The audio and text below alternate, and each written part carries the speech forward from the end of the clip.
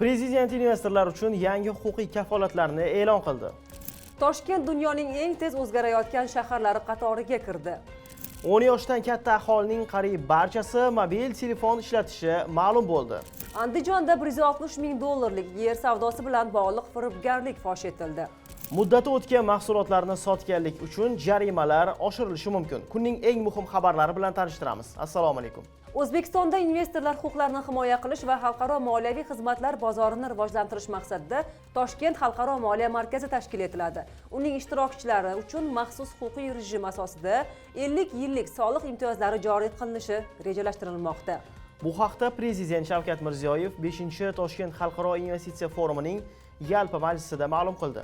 Ta'kidlanishicha, markaz ishtirokchilari uchun jozibador soliq tizimi yaratiladi. Xususan, foyda solig'i, qo'shilgan qiymat solig'i, mol-mulk solig'i hamda bojxona bojlari 0% etib belgilanadi.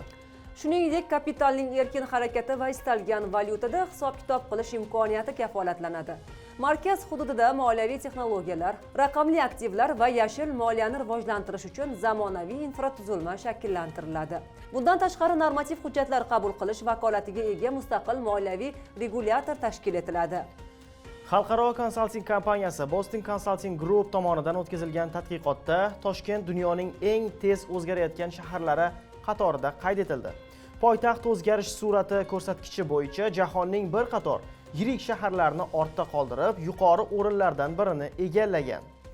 BCG tomonidan tayyorlangan tadqiqotda dunyoning turli shaharlari iqtisodiy imkoniyatlar, yashash sifati, ijtimoiy kapital, davlat boshqaruvi bilan o'zaro munosabatlar hamda o'zgarishlarga moslashish sur'ati kabi mezonlar asosida baholangan.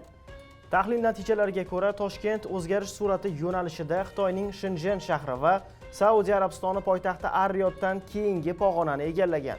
Tadqiqot mualliflari Toshkentning yuqori natijalarini avvalo iqtisodiy faollikning o'sishi, yangi imkoniyatlarning paydo bo'lishi hamda davlat xizmatlarining raqamlashtirilishi bilan izohlagan. Shuningdek, aholi va davlat idoralari o'rtasidagi muloqot mexanizmlarining takomillashib borayotgani ham muhim omil sifatida qayd etilgan. Biz davom etamiz. O'zbekistonda mobil aloqa vositalaridan foydalanish darajasi rekord ko'rsatkichga yetdi. Milliy statistika qo'mitasi ma'lumotlariga ko'ra, 2025-yilda 10 yosh va undan katta aholining 99,3% mobil telefondan foydalangan. Qayd etilishicha, mamlakatda raqamli texnologiyalardan foydalanish imkoniyatlarining kengayishi, mobil aloqa xizmatlari qamrovining ortishi hamda internet infratuzilmasining rivojlanishi aholi orasida mobil telefonlar ommalashuviga xizmat qilgan. Mutaxassislar fikricha, mobil telefonlar nafaqat aloqa vositasi, balki davlat xizmatlari, elektron to'lovlar, onlayn ta'lim, elektron tijorat va turli raqamli platformalardan foydalanishning asosiy vositasiga aylanib bormoqda. Navbatdagi mavzu: Andijon viloyatida davlat zaxirasidagi yer maydonini rasmiylashtirib berishni va'da qilib, katta miqdorda pul talab qilgan shaxs huquqni muhofaza qiluvchi organlar tomonidan qo'lga olindi. Tergovga qadar surishtiruv materiallariga ko'ra, fuqaro Z.U. boshqa bir fuqaroning ishonchiga kirib, o'zini go'yoki Andijon viloyati statistika boshqarmasi xodimi sifatida tanishtirgan. U Andijon tumanidagi Yo'ldosh Oxunboboyev massivida joylashgan davlat zaxirasi yer maydoni auksion orqali uning farzandi nomiga rasmiylashtirilgani haqida yolg'on ma'lumot bergan. Ana shundan keyin mazkur 40 sotix yer maydonining hujjatlarini kelgusida xaridor nomiga rasmiylashtirib berishni va'da qilib, bu xizmat uchun 160 ming AQSh dollari talab qilgan. Tezkor tadbir davomida u 80 ming AQSh dollarini olayotgan vaqtda ashyoviy dalillar bilan ushlangan.